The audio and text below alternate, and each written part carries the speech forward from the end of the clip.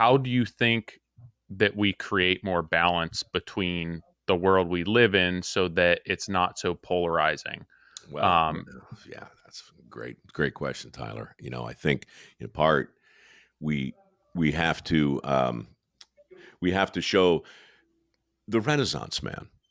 That was a thing. The Renaissance man used to be really a thing, you know, um, and to understand the polymath, you need to let go of that. Oh, wait, what do you mean he was in the opera?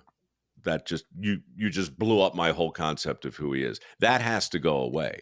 So if you're asking how do you make that go away, well, we just have to give more examples. We have to see more people who are capable of using both sides of their brain.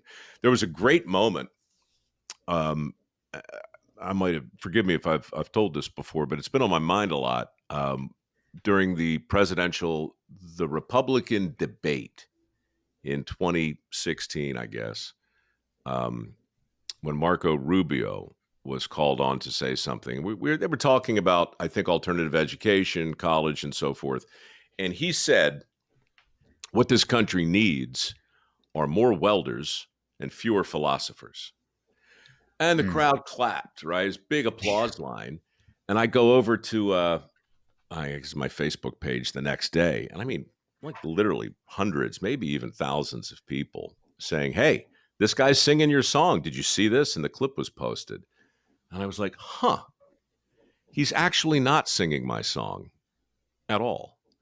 And and it was another example of how codified and how uh, contracted my space has become. And I hopped on right away. In fact, I think I made a video and I said, "Look, with respect to Marco, I that's not what MicroWorks is about. I don't mean to be out there saying 4-year degrees are bad. I don't mean to be out there suggesting that higher ed has no place in our culture, and I certainly don't mean to suggest that the country's ailing from too few or too many philosophers. The fact is, we do need more welders, but you know what we really need? We need more welders who can talk intelligently about Kierkegaard and Nietzsche and who have taken some time to go down a few YouTube rabbit holes. They don't need to have a sheepskin, but they need to be curious and they need to have the kind of curiosity that used to be synonymous with the pursuit of a liberal arts degree. The liberal arts degree is now currently available right here on my phone for free to any welder who possesses a modicum of curiosity about all the different disciplines in the world. And conversely, wouldn't it be nice to have some philosophers who could run an even bead, who could talk intelligently with you about the construction of the home that they're paying you to build? Philosophers and social scientists who had a healthy curiosity about the trades as kids, but whose curiosity was encouraged in some way that elevated both sides of the brain.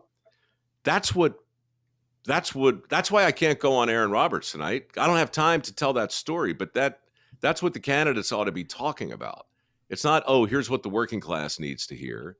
Here's what the soccer moms need to hear. Here's what the college educated set needs to hear.